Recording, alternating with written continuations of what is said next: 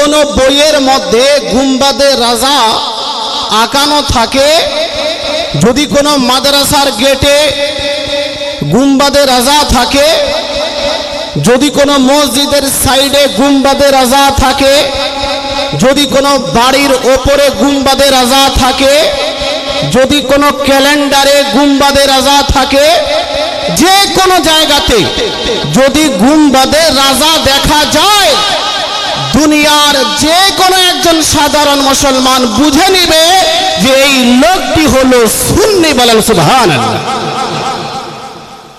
এজন্য আলা হযরত তো অনেক বড় কথা। আল্লাহ পাক ইমাম আহমদ রাজাকে এতটা গ্রহণ করে নিয়েছে যে ইমাম আহমদ রাজার ব্যক্তিত্ব তো ব্যক্তিত্ব, তার গুম্বাদকে সুন্নিয়তের পরিচয় দান করেছেন। বলেন সুবহানাল্লাহ। এজন্য আজ আপনি নিজেকে যাই মনে করেন না কেন, বাতিল পন্থীরা কিন্তু আপনাকে বেরেলভি মনে করে। বাতিল পন্থী যারা, তারা কিন্তু আপনাকে বেরেলভি মনে করে, আলা হযরতের অনুসারী মনে করেই চলে। যদিও নিজের বগজ ও হাসাদের জন্য আলা হযরতের নাম না নেয়, আলা হযরতকে ইগনোর করে, আলা হযরতের সম্মান শ্রদ্ধা না করে সাইড করতে চায়, কিন্তু বাতিল পন্থীরা তাকেও বেরেলভি মনে করেই চিনে। ये हकीकत है। এজন্য বর্তমান সময়ে প্রয়োজন আছে আলা হযরত রাদিয়াল্লাহু তাআলা আনহুর যে শিক্ষা সেটাকে ছড়িয়ে দেওয়ার, আলা হযরত রাদিয়াল্লাহু তাআলা আনহুর যে বাণী সেটাকে ছড়িয়ে দেওয়ার। আপনারা এই আলা হযরতের উর্স উপলক্ষে যে জালসার আয়োজন করেছেন, অবশ্যই এটা ইমাম আহমদ রাজার সঙ্গে ইশক, ভালোবাসা এবং আউলিয়ায়ে কেরামের সঙ্গে ভালোবাসা, যার কারণে আজ এই জালসার আয়োজন। আলহামদুলিল্লাহ। আমি আপনাদের বলি, আজ আমরা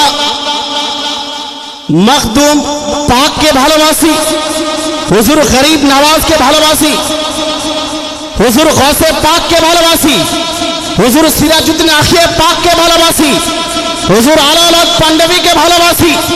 দুনিয়াতে যত আল্লাহর নেক বান্দা আছেন, যত আল্লাহর মকবুল বান্দা আছেন, যত কামিল ওলি আছেন, সকলকে আমরা নিজের অন্তর থেকে ভালোবাসি, নিজের অন্তর থেকে প্রেম করি, তাদের মহব্বত করি।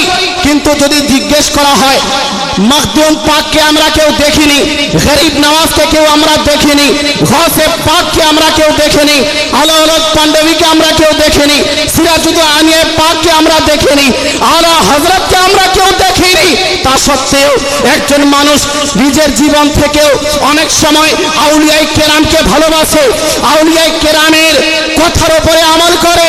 জিজ্ঞেস করা হয় যে এই আল্লাহর ওলির ভালোবাসা, আল্লাহর ওলির মহব্বত একজন ব্যক্তির মধ্যে কিভাবে প্রবেশ করলো, কিভাবে তার অন্তরে ঢুকে গেল? যদি আজ কেউ এই প্রশ্ন আপনাকে করে, তো আপনি এই আয়াত পেশ করবেন।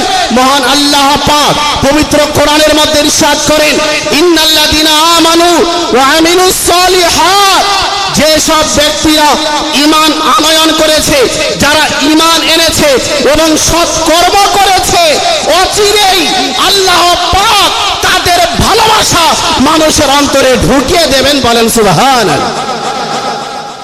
আল্লাহ পাক বললেন যে যারা মুসলমান তার সঙ্গে সৎ কাজ করেছে, ইবাদত বন্দেগীর মাধ্যমে আল্লাহ পাকের সন্তুষ্টি অর্জন করেছে, রাসূলের সুন্নাতের উপরে আমল করেছে, আল্লাহর নৈকট্য অর্জন করেছে, যারা ওলি ওলায়াত আল্লাহ যাদেরকে দান করেছেন, এদেরকে সাধারণ বান্দা মনে করিও না, এদের ভালোবাসা স্বয়ং আল্লাহ মানুষের অন্তরে ঢুকিয়ে দিয়েছেন। বলেন সুবহানাল্লাহ।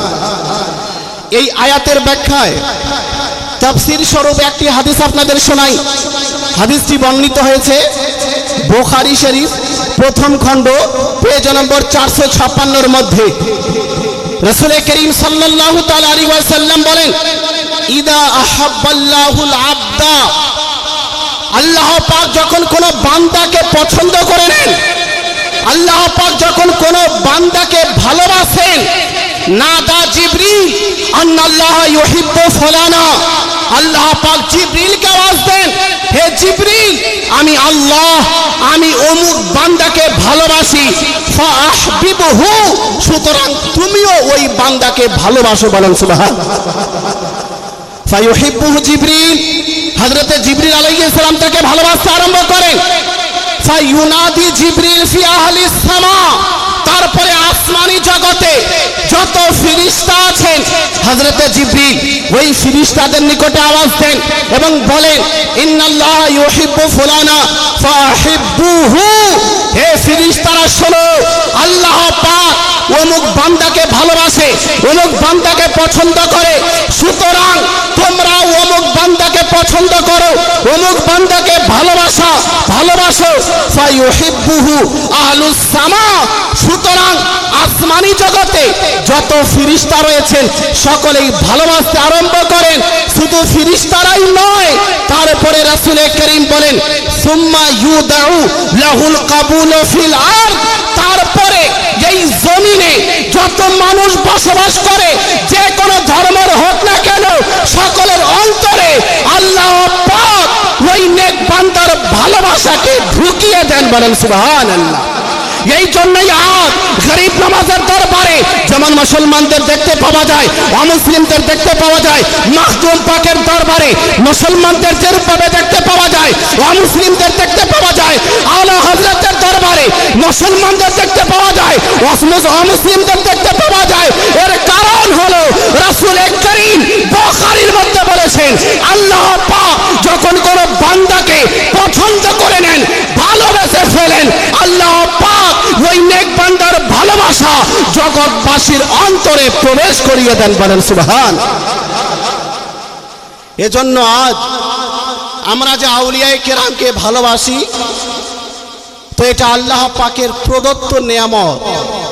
আল্লাহ পাক আমাদের অন্তরে এই আল্লাহর নেক বান্দাদের ভালোবাসা ঢুকিয়েছেন।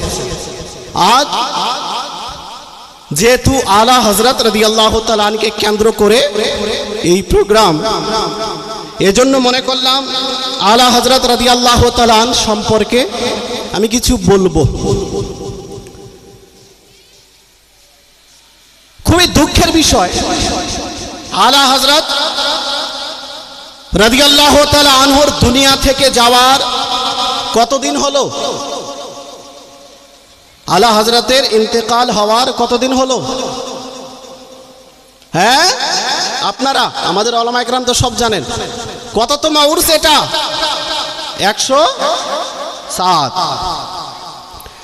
107তম উরস আমরা পালন করছি।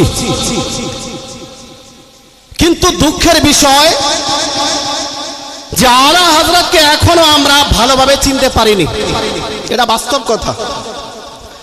আলা হযরতের ব্যক্তিত্ব কি, আলা হযরতের জাত কি, আলা হযরত কে ছিলেন,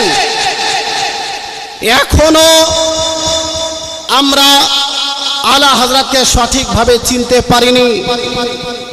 এজন্য আজ অনেকেই মনে করে আলা হযরত কি ছিলেন, উনি একজন মৌলভী সাহেব ছিলেন। আলা হযরত একজন মৌলভী সাহেব ছিলেন, উনি মুস্তাফা জানের রহমত পে লাখো সালাম লিখেছেন, কাফির দেওবন্দীদের উপরে কুফরের ফতোয়া দিয়েছেন, মহিলাদের মাজারে যেতে নিষেধ করেছেন। এই কয়েকটি কথা মানুষ আলা হযরত সম্পর্কে সাধারণত জানে, কিন্তু আলা হযরতের ব্যক্তিত্ব যে কত মহান, আলা হযরত যে কত জ্ঞানী, আলা হযরত যে কত বড় গবেষক, আলা হযরত যে কত বড় মুনাজির, আলা হযরত যে কত বড় লেখক, আলা হযরত যে কত বড় সুফি, আলা হযরত যে কত বড় আল্লাহর ওলি, এ সম্পর্কে মানুষ পুরোপুরিভাবে অবগত নয়। যার কারণে আজকাল মানুষ বলছে যে আলা হযরত এমন কে যার জন্য প্রোগ্রাম করার প্রয়োজন, আলা হযরত কে যার চর্চা করার প্রয়োজন, আলা হযরত একজন মৌলভী সাহেব ছিলেন। আরে শোনো, ইমাম আহমদ রাজাকে আজ ইনশাআল্লাহুল আজিজ, সময় তো খুব বেশি না, মোটামুটি 1 ঘন্টা, আলা হযরত এর ব্যক্তিত্বকে নিয়ে যদি আলোচনা করা যায়, প্রত্যেকটি পার্টে কয়েক ঘন্টা সময় লাগবে। আলা হযরতের ব্যক্তিত্ব নিয়ে আলোচনা করার জন্য আলাদা আলাদা পার্ট আছে। আলা হযরতের ইলম, এটা একটি আলাদা পার্ট। আলা হযরত কত বড় আবিদ ছিলেন, আলা হযরত কত বড় খোদা ভীরু ছিলেন, আলা হযরত নিজের পিতা মাতার সম্মান শ্রদ্ধা কিভাবে করতেন, নিজের পীর ও মুর্শিদের সম্মান শ্রদ্ধা কিভাবে করতেন, হাজার হাজার অংশ আলা হযরতকে নিয়ে আলোচনা করার আছে। আমি তার মধ্যে কয়েকটি বিষয় ইনশাআল্লাহুল আজিজ আলোচনা করব। সর্বপ্রথম কোরআন থেকে যে আয়াতে কারিমা তেলাওয়াত করেছি, আল্লাহ পাক বলেন, যাকে হিকমত প্রদান করা হয়েছে তাকে প্রচুর কল্যাণ প্রদান করা হয়েছে। হিকমত, মনোযোগ দিবেন, আল্লাহ পাক বললেন যাকে হিকমত প্রদান করা হয়েছে তাকে প্রচুর কল্যাণ দেওয়া হয়েছে। হিকমত মানে কি? তাফসীরে মাদারিকের মধ্যে হিকমতের কয়েকটি ব্যাখ্যা করা হয়েছে। হিকমত বলতে কোরআনকে বোঝানো হয়েছে, দ্বিতীয় হিকমত বলতে হাদিসকে বোঝানো হয়েছে, তৃতীয় হিকমত বলতে ইলমে ফিকহকে বোঝানো হয়েছে, কেউ কেউ নবুওয়াতকে বুঝিয়েছে। তো এটা তো আমাদের নবী পর্যন্ত শেষ নবুওয়াত, তারপরে আর নেই। কিন্তু কোরআনের মধ্যে দক্ষতা, হাদিসের মধ্যে দক্ষতা, ফিকহ শাস্ত্রের মধ্যে দক্ষতা, এটা কিয়ামত পর্যন্ত জারি থাকবে। আমি বলতে চাই যে এই হিকমত ব্যাপারে আল্লাহ পাক কোরআনের মধ্যে বললেন, যাকে হিকমত প্রদান করা হয়েছে তথা কোরআনের গভীর জ্ঞান দান করা হয়েছে, হাদিসের গভীর জ্ঞান দান করা হয়েছে, ফিকহ শাস্ত্রের গভীর জ্ঞান দান করা হয়েছে, এই রকম ব্যক্তিকে আল্লাহ পাক প্রচুর কল্যাণ দান করেছেন। বলেন সুবহানাল্লাহ। এবার আমি দেখব যে আলা হযরত ইলমুল কোরআনে কত বড় পারদর্শী ছিলেন, কত মাহির ছিলেন, কোরআন সম্পর্কে উনার কতটা জ্ঞান ছিল। কয়েকটি বিষয়, ইলমুল কোরআন, ইলমুল হাদিস, ইলমুল ফিকহ এবং সায়েন্সে আলা হযরত রাদিয়াল্লাহু তাআলা আনহুর কত দক্ষতা ছিল। আমি চাইলে বিভিন্ন বিষয়ে কিন্তু কথা বলতে পারবো, আলহামদুলিল্লাহ এক্সপেরিয়েন্স আমার আছে। কিন্তু আজ আমি চাই যে আলা হযরতের পরিচয় আপনাদের সামনে একটু তুলে ধরার চেষ্টা করি, কারণ আলা হযরতকে এখনো আমরা ভালোভাবে জানি না যে আলা হযরতের ব্যক্তিত্ব কি। এজন্য আলা হযরতের সম্পর্কে কিছু গুরুত্বপূর্ণ কথা। ইলমুল কোরআন সম্পর্কে আলা হযরতের কত জ্ঞান ছিল, এই কোরআনে আলা হযরত কত মাহির ছিলেন আপনাদেরকে শোনাই। তার পূর্বে একবার আসুন সকলে মিলে রাসূল করিম সাল্লাল্লাহু তাআলা আলাইহি ওয়াসাল্লামের উপরে ভক্তি ভরে মহব্বতের সঙ্গে দরুদ পাঠ করি, এই উদ্দেশ্যে যে রাসূল করিম সাল্লাল্লাহু আলাইহি ওয়াসাল্লাম পবিত্র হাদিস শরীফের মধ্যে বলেন, মান সাল্লা আলাইয়া সালাতান ওয়াহিদা সাল্লাল্লাহু আলাইহি আশারা সালাওয়াত, যে ব্যক্তি আমার উপরে একবার দরুদ পাঠ করে আল্লাহ পাক তার উপরে 10টি রহমত অবতীর্ণ করেন। বলেন সুবহানাল্লাহ। একবার দরুদ পাঠ করলে 10টি রহমত। তারপরে নবী সাল্লাল্লাহু আলাইহি ওয়াসাল্লাম বললেন, হুত্তাত আনহু আশারু দারাজাত, তার 10টি গুনাহকে ক্ষমা করে দেওয়া হবে। ওয়া রুফিআত লাহু আশারু দারাজাত, এবং তার সঙ্গে তার 10টি মর্যাদা আল্লাহ পাক বৃদ্ধি করে দেবেন। বলেন সুবহানাল্লাহ। এজন্য রাসূল কারীমের মহব্বত ভালোবাসা অন্তরে রেখে উচ্চ স্বরে দরুদ পাঠ করি, পড়ুন আল্লাহুম্মা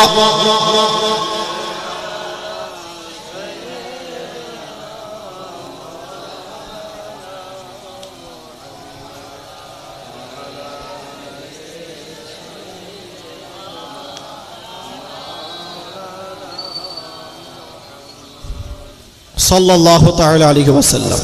কোরআন সম্পর্কে আলা হযরত রাদিয়াল্লাহু তাআলা আনহু কত গভীর জ্ঞান রাখতেন।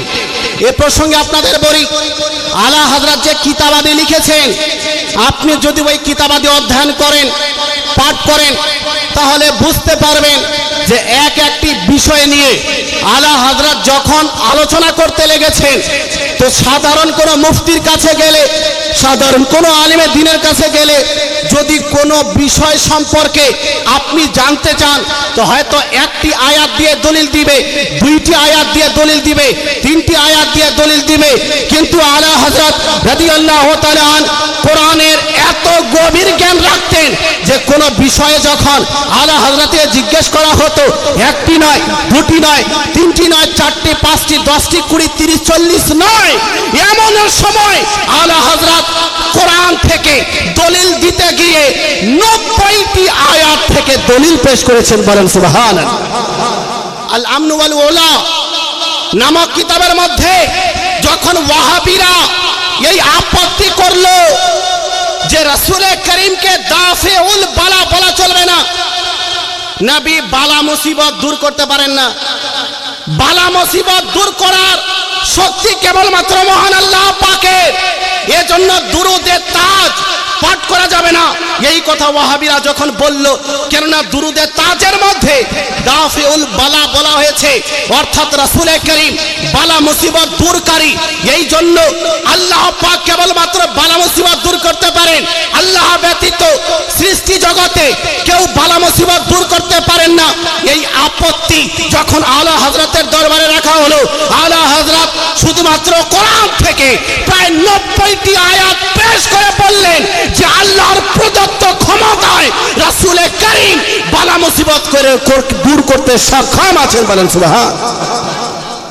90টি আয়াত।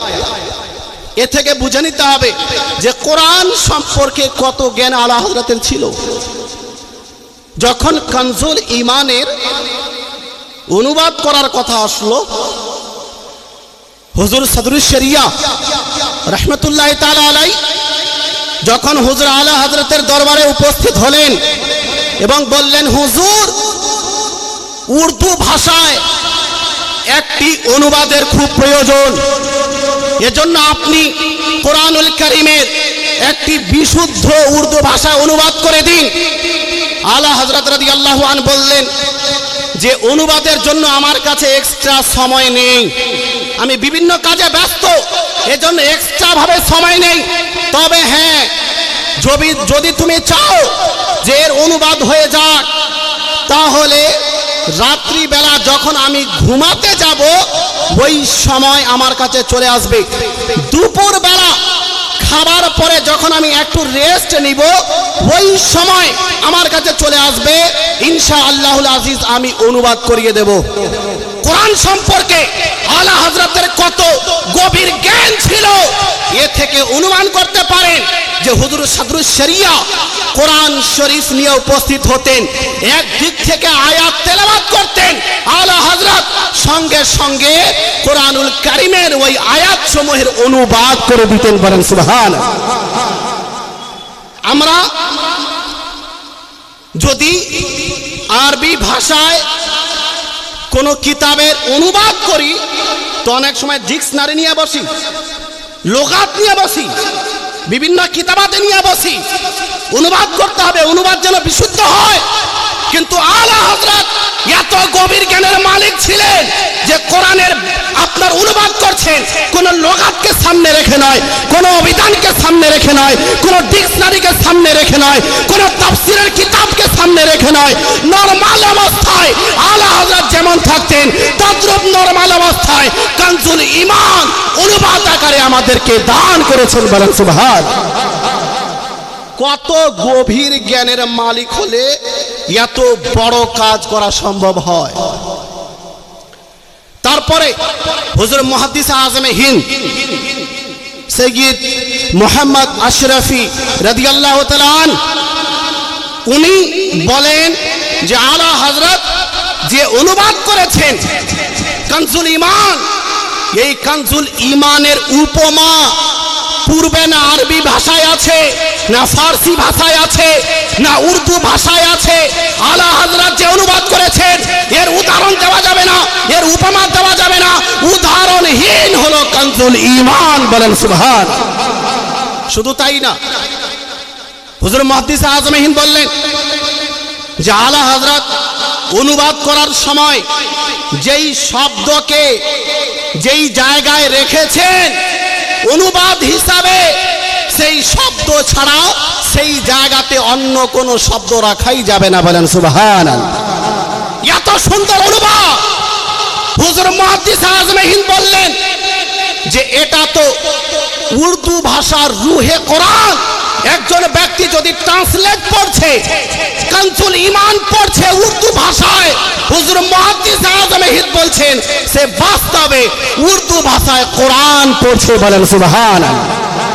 কেননা আলা হযরত যে অনুবাদ করেছেন এটা বাস্তবে এমন অনুবাদ যেটাকে তাফসীরকে সামনে রেখে করা হয়েছে, এমন অনুবাদ যেই অনুবাদ পড়লে মানুষের ঈমান তাজা হয়ে যায়।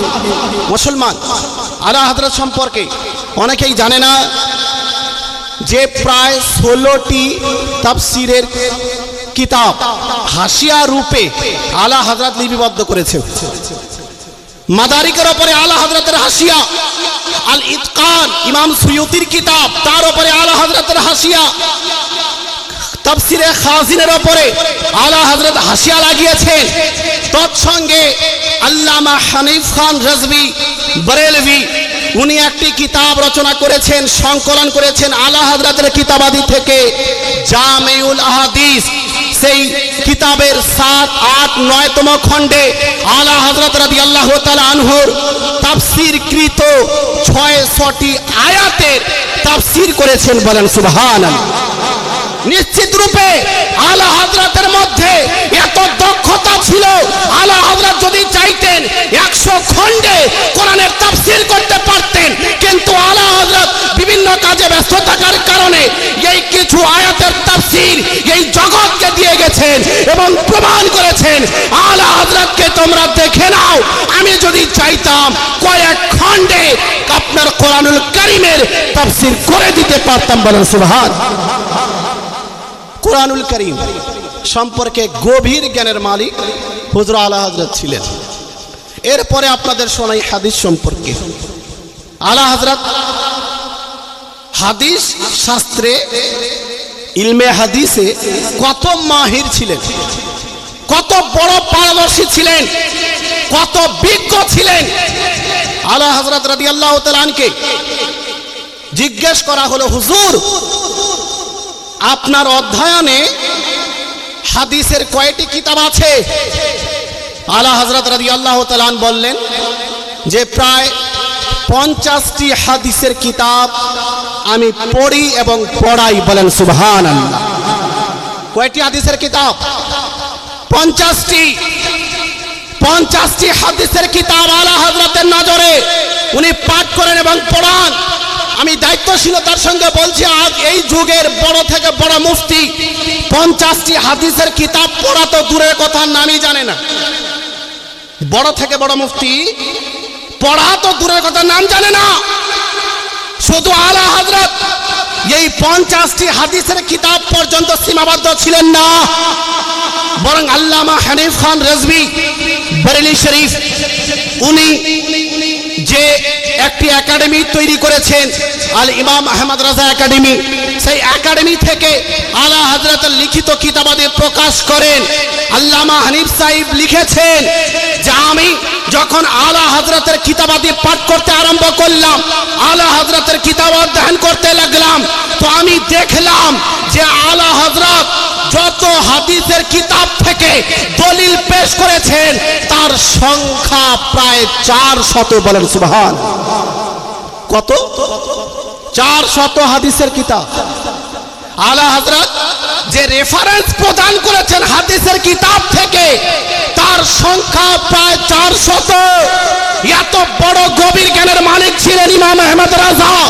হুজুর মুহাদ্দিস আজম হিন্দ রাদিয়াল্লাহু তাআলা বলেন যে ইলমে হাদিসে আলা হযরত এত বিজ্ঞ ছিলেন, এত দক্ষ ছিলেন, এত পারদর্শী ছিলেন যে ফিকহে হানাফির যে মাসআলা মাসাইল এর ভিত্তিতে যত হাদিস আছে ওই সমস্ত হাজার হাজার হাদিস সব সময় আলা হযরতের চোখের সামনে থাকতো। বলেন সুবহানাল্লাহ। শুধু হাদিস নয়, যারা তাদিল সম্পর্কে, উসুলে তাখরিজ সম্পর্কে পুরোপুরি জ্ঞান আলা হযরত রাখতেন। লক্ষ লক্ষ হাদিসের মধ্যে আলা হযরতের দৃষ্টিশক্তি ছিল।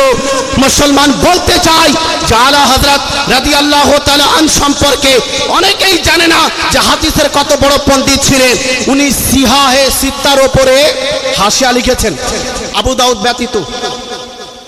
বুখারীর উপরে আলা হযরতের হাসিয়া, মুসলিম শরীফের উপরে আলা হযরতের হাসিয়া আছে, তিরমিজি শরীফের উপরে আলা হযরত হাসিয়া লাগিয়েছেন, নাসাই শরীফের মধ্যে আলা হযরত হাসিয়া লাগিয়েছেন, ইবনে মাজার মধ্যে আলা হযরত হাসিয়া লাগিয়েছেন, মুসনাদে আহমদ বিন হাম্বলের মধ্যে আলা হযরত হাসিয়া লাগিয়েছেন, তারপরে কানজুল উম্মালের মধ্যে আলা হযরত হাসিয়া লাগিয়েছেন, কিতাবুল আসারের মধ্যে আলা হযরত হাসিয়া লাগিয়ে দিয়েছেন। এই সমস্ত কিতাব সহ আরো একাধিক কিতাবের মধ্যে আলা হযরত আরবি ভাষায় হাসিয়া লিখেছেন। এ থেকে বোঝা দরকার, এ থেকে অনুমান করা উচিত যে ইলমে হাদিসে আলা হযরত কত বড় মাহির ছিলেন, কত বড় পারদর্শী ছিলেন। বলেন সুবহানাল্লাহ। ইলমে হাদিস সম্পর্কে যদি বলা যায় আরো অনেক বলা যাবে, কিন্তু আপনাদের আমি আজ শুধুমাত্র বোঝাচ্ছি ভালোভাবে যে আলা হযরতকে ছোট মোটো কোনো মৌলবি মনে করিয়েন না। আলা হযরতের দক্ষতা সম্পর্কে হুজুর সদরুল ফাজিল রাহমাতুল্লাহ তাআলা আলাইহি বলেন যে ইমাম আহমদ রাজা যুগের শ্রেষ্ঠ ফকিহ ছিলেন, এমন একজন ফকিহ যার নিকটে বিশ্ব থেকে প্রশ্ন আসতো এবং আলা হযরত ওই সমস্ত প্রশ্নের জবাব দিতেন। বলেন সুবহানাল্লাহ। কেউ মনে করে যে আলা হযরতের প্রচার আলা হযরতের যুগে ছিল না, আলা হযরত নিজের যুগে পরিচিত হননি, আলা হযরত নিজের যুগে প্রসিদ্ধ ছিলেন না। কিন্তু আমি বলতে চাই যে হুজুর আলা হযরত ফাতাওয়া রাজাবিয়ার মধ্যে নিজে লিখেছেন যে অধমের কাছে ভারতবর্ষ, তখন পাকিস্তানও ছিল, বাংলাদেশে ছিল। আলা হযরত বলেন যে অধমের নিকটে পাকিস্তান সহ বাংলাদেশ সহ যে অখণ্ড ভারত, এই অখণ্ড ভারত থেকে ইস্তিফতা আছে, প্রশ্ন আছে। তৎসঙ্গে ভারতের যে নিকটবর্তী দেশ চীন, সেই চীন থেকে আমার কাছে প্রশ্ন আছে। এমনকি আমেরিকা, আফ্রিকা থেকে প্রশ্ন আছে। শুধু তাই না, রাসূলে কারীমের পছন্দনীয় শহর মক্কাতুল মুকাররমা, মদিনাতুল মুনাওয়ারা থেকে আমার কাছে প্রশ্ন আছে। আর এত বেশি প্রশ্ন আমার নিকটে আছে যে এক এক সময়ে 500 প্রশ্ন জমা হয়ে যায়। বলেন সুবহানাল্লাহ। কত প্রশ্ন? 500। এটা আলা হযরত যদি নিজের যুগে প্রসিদ্ধ না থাকতেন, আলা হযরতকে দুনিয়া যদি না জানতো, প্রশ্ন কিভাবে আসছে আলা হযরতের দরবারে? অনেকেই মনে করে যে প্রসিদ্ধ ছিলেন না, পরে কিছু বক্তা আলা হযরতের প্রচার করেছে। না, ইমাম আহমদ রাজার ব্যাপারে মক্কা শরীফের মধ্যে হযরত সৈয়দ উলুবি মালিকি রাহমাতুল্লাহ আলাইহি বলেন, নারিফু বিতাসনিফাতিহি ওয়া তালিফাতিহি। হে জগৎবাসী শোনো, আমরা ইমাম আহমদ রাজাকে তার কিতাবাদির জন্য জানি। তিনি যে কিতাব লিখেছেন ওই কিতাব পড়ে আমরা ইমাম আহমদ রাজাকে জানি। হুব্বুহু আলামাতুস সুন্নাহ ওয়া বুগদুহু আলামাতুল বিদআহ। হে জগৎবাসী শুনে নাও, আলা হযরত রাদিয়াল্লাহু তাআলা আনকে যে ব্যক্তি ভালোবাসে তা হলো সুন্নির পরিচয়। আর যে ব্যক্তি বুগদ হাসাদ করে, আলা হযরতের সঙ্গে শত্রুতা অবলম্বন করে, এই রকম লোক হলো বিদআতির পরিচয়। মনে রাখবেন, আলা হযরত নিজের যুগেই প্রচার হয়ে গিয়েছিলেন, নিজের যুগেই আলা হযরত রাদিয়াল্লাহু তাআলা আনকে লোক জানতো। এজন্য দেশ বিদেশ থেকে আলা হযরতের দরবারে প্রশ্ন আসতো। মনে রাখবেন, ফিকহ শাস্ত্রে আলা হযরত এত বড় পাণ্ডিত্য অর্জন করেছিলেন যা দেখলে মানুষ হয়রান হয়ে যায়, যে এত গভীর জ্ঞানের মালিক একজন ব্যক্তি কিভাবে হতে পারে। উনাকে নিজের যুগের আবু হানিফা বলা হয়েছে, যে উনি নিজের যুগের ইমামে আজম ছিলেন, নিজের যুগে। আলা হযরত ফিকহ শাস্ত্রে এত পাণ্ডিত্য অর্জন করেছিলেন যে এক একটি প্রশ্নের জবাব দিতে গিয়ে ফিকহ শাস্ত্রের কিতাবাদি থেকে শতাধিক নুসুসে ফকাহে কেরামের উক্তি পেশ করতেন। বলেন সুবহানাল্লাহ। তালাবায়ে কেরাম আছেন, আমি তাদেরকেও বলতে চাই যে ফিকহ শাস্ত্রে আলা হযরতের এত গভীর জ্ঞান ছিল। হুজুর মুহাদ্দিস আজমে হিন্দ রাদিয়াল্লাহু তাআলা আনহু বলেন যে আমরা যখন আলা হযরতকে কোনো মাসআলা সম্পর্কে জিজ্ঞেস করতাম, হুজুর এই মাসআলার জবাব কোন কিতাবে পাওয়া যাবে, হুজুর আলা হযরত চারটি জিনিসের নাম বলতেন। চারটি জিনিস বলতে প্রথমত কিতাবের নাম বলতেন, যে ওই মাসআলা কোন কিতাবের মধ্যে আছে, তারপরে কত নম্বর পৃষ্ঠায় আছে, তারপরে কত নম্বর লাইনে আছে, এবং কি ইবারত আছে, ইবারত সহ লাইন সহ পৃষ্ঠা সহ আলা হযরত দলিল দিয়ে দিতেন। বলেন সুবহানাল্লাহ। রাদ্দুল মুহতার থেকে, আলমগীরি থেকে, আল মাবসুত থেকে, এই রকম কিতাবাদি থেকে আলা হযরত শুধু নাম নিতেন না, বরং পৃষ্ঠার নাম বলে দিতেন। কত বড় গভীর জ্ঞানের মালিক হলে এত বিজ্ঞ হতে পারে। হুজুর মুহাদ্দিস আজমে হিন্দ বলেন যে আমি জেনে শুনে অনেক সময় ট্রাই করতাম, জেনে শুনে আমি চেক করতাম আলা হযরতকে, যে উনার এত বোধ শক্তি, এত মুখস্থ বিদ্যা, যে কোনো সময় তো মিস্টেক হবে, কোনো জায়গাতে পৃষ্ঠায় মিস্টেক হবে, এবারতে মিস্টেক হবে, কোথাও তো হবে। আমি জেনে শুনে প্রয়োজন না পড়ার পরেও আলা হযরতের দরবারে গিয়ে জিজ্ঞেস করতাম, হুজুর এই মাসআলা কোথায় পাবো? সঙ্গে সঙ্গে আলা হযরতের কিতাবের নাম বলতেন, পৃষ্ঠা নম্বর বলতেন, লাইন নম্বর বলতেন, আরবি ইবারত পড়ে বলে দিতেন। বাস্তবে আপনার কি বলে ঠিক মিলে যেত পরক্ষণে। হুজুর মুহাদ্দিস আজমে হিন্দ বলেন যে আমি এটা চেক করতাম, কিন্তু খোদার কসম কোনদিন আলা হযরতের হাওয়ালা কোন দিক থেকে ভুল হয়নি। বলেন সুবহানাল্লাহ। এত বড় পারদর্শী ছিলেন ফিকহ শাস্ত্রের মধ্যে। আলা হযরত রাদিয়াল্লাহু তাআলা যখন মক্কা শরীফে গেলেন, শাস্ত্রে এত গভীর জ্ঞানের মালিক, যখন আলা হযরত ফিকহ শাস্ত্রে কিতাবাদি লিখতে আরম্ভ করেন, ইমাম আহমদ রাজা 100 থেকে 150 পর্যন্ত জুজইয়া নিজের কিতাবের মধ্যে নকল করে দিতেন। যেমন আপনি উঠিয়ে দেখুন জুবদাতুজ জাকিয়া লিতাহরিমি সুজুদি তাহিয়া, যখন আলা হযরত লিখতে আরম্ভ করলেন 100-র বেশি ফিকহ শাস্ত্র থেকে জুজইয়া পেশ করে প্রমাণ করেছেন যে সম্মানার্থেও কাউকে সাজদা করা চলবে না। এই রকম গভীর জ্ঞানের মালিক। আলা হযরতের যে লিখিত কিতাব, এর সংখ্যা 1400, প্রায় 1500। আমাদের উলামায়ে কেরাম বলেন 1000 থেকে বেশি। আল্লামা আব্দুস সাত্তার হামদানি উনি 1400 কিতাবের কথা বলেছেন। জামিউল হাদিসের মধ্যে ওনার অভিমত আছে, ওই অভিমতে লিখতে গিয়ে বলেছেন আলা হযরত রাদিয়াল্লাহু তাআলা 1400 কিতাবের রাইটার। বলেন সুবহানাল্লাহ। আজ পর্যন্ত ভারতবর্ষের মাটিতে জন্মগ্রহণ করেনি কেউ যে 1400 কিতাব লিখেছেন। আলা হযরতকে আজ যারা মৌলবি মনে করে, শোনো, আলা হযরত নিজের যুগের সর্বশ্রেষ্ঠ ফকিহ ছিলেন, মুজাদ্দিদে আজম ছিলেন, সর্বশ্রেষ্ঠ মুফাসসির ছিলেন, সর্বশ্রেষ্ঠ গবেষক ছিলেন, সর্বশ্রেষ্ঠ মুনাজির ছিলেন, আল্লাহ আউলিয়া কামিল ছিলেন। এই জন্য আলা হযরত সম্পর্কে কথা বলার জন্য আগে ভাবতে হবে আলা হযরত সম্পর্কে শুধু আমাদের ভারতবর্ষের উলামায়ে কেরাম নয়, বরং মক্কা মদিনার উলামায়ে কেরাম নিজের মাথা পর্যন্ত ইলমের কারণে নত করেছেন আলা হযরতের দরবারে।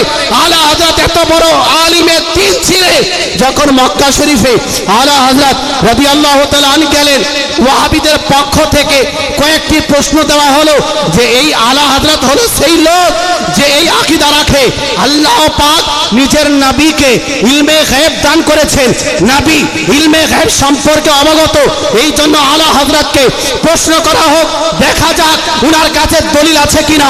যখন আলা হযরতের দরবারে এই প্রশ্ন রাখা হলো যে রাসূল করিম সাল্লাল্লাহু আলাইহি ওয়াসাল্লাম ইলমে গায়ব সম্পর্কে অবগত কিনা, তখন আলা হযরত অসুস্থ অবস্থা ছিলেন প্রায়, তা সত্ত্বেও আলা হযরত যখন নিজের জ্ঞানকে প্রকাশ করার ইচ্ছা করলেন তো 8 ঘন্টার মধ্যে আদ-দাওলাতুল মাক্কিয়া বিল মাদাতিল গায়বিয়া প্রায় 300 পেজের আরবি ভাষা কিতাব বিনা কোনো কিতাবে কোনো লাইব্রেরিতে না গিয়ে নিজের মুখস্থ বিদ্যাকে সামনে রেখে এত বড় একটি কিতাব রচনা করে প্রমাণ করে দিলেন যে আমি আলা হযরত যেই আকীদা রাখি আল্লাহ পাক নিজের হাবিবকে ইলমে গায়ব দান করেছেন, এটা কোরআন থেকে প্রমাণিত, সহিহ হাদিস থেকেও প্রমাণিত, বলেন সুবহান। আলা হযরত এই রকম ভাবে বহু অসংখ্য কিতাব লিখে রেখেছেন। সময় হয়ে গেল, লাস্ট কথা আপনাদের বলে শেষ করি। আজ অনেকেই আছে যারা আলা হযরতের উপরে অপবাদ দেয় যে সুন্নিদের মধ্যে যে সমস্ত বিদআত প্রচলিত এর প্রচারক হলেন আলা হযরত ইমাম আহমদ রাজা, নাসির হলেন আলা হযরত, উনি এই বিদআতের প্রচার প্রসার করেছেন, নাউজুবিল্লাহ। আজ সুন্নিরা মাজারে গিয়ে সাজদা করে, এটা আলা হযরতের দেওয়া শিক্ষা, তাওয়াফ করে, এটা আলা হযরতের দেওয়া শিক্ষা, মহিলারা মাজারে যায়, এটা আলা হযরতের দেওয়া শিক্ষা, মাজারে অন্যান্য জায়গাতে যে বিদআত করা হয় এটা আলা হযরতের দেওয়া শিক্ষা, নাউজুবিল্লাহ মিন যালিক। কিন্তু মনে রাখবেন এটা 100% আলা হযরতের উপরে অপবাদ। খোদার কসম করে বলি আলা হযরত শিরক ও বিদআতের প্রচারক ছিলেন না, বরং আলা হযরত শিরক ও বিদআতের বিনাশক ছিলেন, বলেন সুবহান। আলা হযরত সুস্পষ্টভাবে ফতোয়া প্রদান করলেন মাজারে গিয়ে সম্মানার্থে হোক কোন পীরকে কোন দরবারকে সাজদা করা যাবে না, আল্লাহর ওলিকে সাজদা করা যাবে না। এই যে অপবাদ ওয়াহাবিরা দিচ্ছে যে আলা হযরত নাউজুবিল্লাহ সাজদা করার কথা বলেছেন, আরে শয়তান শোনো, আলা হযরতের কিতাব পাঠ করো।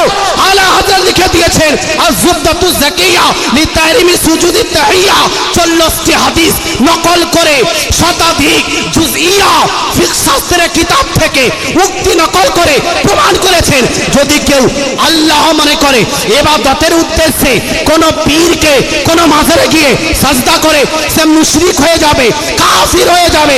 আর যদি সম্মানার্থে সাজদা করে তবুও সম্মানার্থে সাজদা করা হলো হারাম।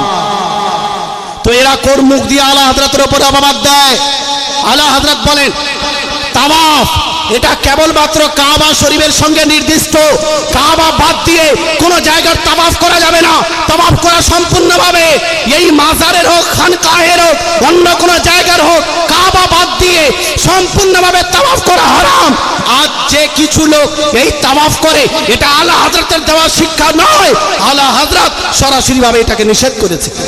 তৎসঙ্গে মহিলারা মাজারে যায়, এরা বলে আলা হযরতের দেওয়া শিক্ষা, নাউজুবিল্লাহ। না না, ইমাম আহমদ রাজা একটি কিতাব পর্যন্ত রচনা করে দিয়েছেন মহিলাদের ক্ষেত্রে মাজারে যাওয়া নিষেধ, চলবে না। মনে রাখবেন যেই সমস্ত কুকর্ম আজ প্রচলিত আলা হযরত এই সমস্ত বিদআতকে, এই সমস্ত কুসংস্কারকে নিজের কিতাব ফাতাওয়া রাজবিয়ার মধ্যে নিষেধ করেছেন। যদি কেউ করে সেটা তার পার্সোনাল ভুল, আলা হযরতের উপরে এই রকম আরোপ করা চলবে না। এজন্য মুসলমান আলা হযরত সম্পর্কে বহু বলার আছে। উনি শুধু আলিম ছিলেন না, বিশাল বড় বৈজ্ঞানিক ছিলেন। কি মনে করেন? সময় হয়ে গেছে, আমি বাড়াচ্ছি না, লাস্ট কথা, আলা হযরত বিশাল বড় সায়েন্টিস্ট ছিলেন, বিশাল বড় বৈজ্ঞানিক ছিলেন, অনেকেই হয়তো জানে না। শুধু বৈজ্ঞানিক উনি ছিলেন না, বরং এর উপরে আলা হযরতের কিতাবও আছে। ফজে মুবিন দার রদ্দ হরকতে জমিন, আলা হযরত কিতাব পর্যন্ত রচনা করেছেন। আপনার কেউ বলে মঈনুল মুবিন কিতাব রচনা করেছেন এবং প্রমাণ করে দিয়েছেন যে বৈজ্ঞানিকরা যেই ধারণা সমাজের মধ্যে প্রচার করেছে যে সূর্য নিজের জায়গায় স্থির আছে, এই পৃথিবী এই জমিন চারদিকে ঘোরাফেরা করে না, আলা হযরত জ্যোতির্বিদ্যার মাধ্যমে প্রমাণ করেছেন পৃথিবী এই জমিন এই আসমান নিজ জায়গাতে স্থির আছে আর সূর্য নক্ষত্র নিজ কক্ষপথে ঘোরাঘুরি করছে। শুধু কোরআনের আয়াত দিয়েই না, জ্যোতির্বিদ্যার মাধ্যমে আলা হযরত প্রমাণ করেছেন। আজ পর্যন্ত কেউ তার খণ্ডন করতে পারেনি, আর কিয়ামত পর্যন্ত কেউ সেই কিতাবের খণ্ডন করতে পারবে না। এজন্য আলা হযরতকে যেমন তেমন ব্যক্তিত্ব মনে করিয়েন না, উনি ওলিয়ে কামিল ছিলেন। অনেক পয়েন্ট বলার আছে, ঘন্টার ঘন্টা সময় লাগবে আলা হযরতের উপরে বলার জন্য। আল্লাহ পাক আমাদের উপরে কৃপা করেছেন যে আমরা আলা হযরতকে ভালোবাসি, আলা হযরতকে মহব্বত করি, তার অনুকরণ করি। ভাই বলতে চাই যে আলা হযরতের জন্য প্রোগ্রাম করলাম, শুনে নিলাম, ওনার ব্যক্তিত্ব সম্পর্কে অবগত হলাম। এতদূর পর্যন্ত আমাদের সীমাবদ্ধ থাকলে হবে না। আলা হযরত আমাদের দায়িত্ব দিয়ে গেছেন, তার মধ্যে একটি দায়িত্ব আমি আপনাদের বলি। আলা হযরত বলেছেন বিশেষ কয়েকটি আমি তোমাদের দায়িত্ব দিয়ে গেলাম, 10টি দায়িত্ব। তার মধ্যে একটি হলো বড় বড় মাদ্রাসা যেন খোলা হয়, আজিমুস শান মাদারিস কায়েম কি যায়, বড় বড় মাদ্রাসা প্রতিষ্ঠান, বড় বড় মাদ্রাসার প্রতিষ্ঠা করার কথা আলা হযরত বলেছেন। কারণ এই মাদ্রাসা হলো শিক্ষা কেন্দ্র। আজ কোন নবী, নতুন নবী এই দুনিয়ায় আসবে না, দ্বীন ইসলামের প্রচার প্রসার কে করবে? এই জন্য এই মাদ্রাসা ইসলামের জড়, ইসলামের মূল। এই জন্য ইমাম আহমদ রাজা সর্বপ্রথম বললেন যেন বেশি বেশি করে মাদ্রাসা নির্মাণ করা হয়। ওই মাদ্রাসা থেকেই হাফিজ বের হবে, ওই মাদ্রাসা থেকেই কারি বের হবে, ওই মাদ্রাসা থেকেই আলিম বের হবে, ওই মাদ্রাসা থেকে ফাজিল বের হবে, ওই মাদ্রাসা থেকে মুফতি বের হবে, গবেষক মুনাজির বের হবে। যদি আলিম না হয়, হাফিজ না হয়, কারি না হয়, লেখক গবেষক মুনাজির যদি না হয়, ইসলামের প্রচার কে করবে? ইসলামের প্রসার কে করবে? এই জন্য আলা হযরতের এই কথার উপরে আলহামদুলিল্লাহ আপনারা আমল করেছেন।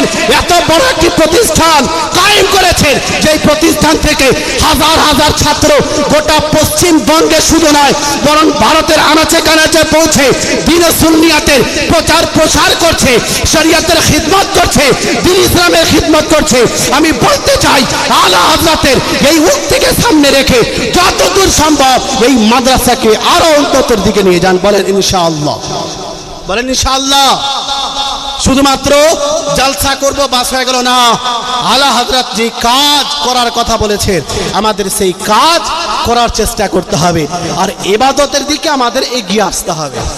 নামাজ সম্পর্কে আলা হযরত বলেন এক ওয়াক্ত যদি কেউ জেনে শুনে নামাজ ছেড়ে দেয়, ফাতাওয়া রাজবির মধ্যে 9তম খণ্ডের মধ্যে হাজার হাজার বছর তাকে জাহান্নামে থাকতে হবে। যে এটা না যে আমি রেজবি হয়ে গেলাম, আশরাফি হয়ে গেলাম, কালেমি ফাসি অমুক সিলসিলার মুরিদ হয়ে গেলাম, আমার দায়িত্ব শেষ, নামাজ পড়ব না। নামাজ কম্পালসারি, এটা পড়তেই হবে। আউলিয়ায়ে কেরামকে ভালোবাসার মানে হলো, মুরিদ হওয়ার মানে হলো আউলিয়ায়ে কেরামের পথে চলা, আউলিয়ায়ে কেরামের অনুকরণ করা। আল্লাহ পাক আমাদের সবাইকে আলা হযরতের গোলাম হিসেবে কবুল করেন এবং সমস্ত আউলিয়ায়ে কেরামের গোলাম হিসেবে কবুল করেন। আমাদের সকলকে আলা হযরতের মিশনের উপরে প্রতিষ্ঠিত থাকার তৌফিক দান করেন, আলা হযরতের মিশনকে এগিয়ে নিয়ে যাওয়ার তৌফিক দান করেন। বলেন আল্লাহুম্মা আমিন। এখান থেকে শেষ করলাম। ওয়া মা আলাইনা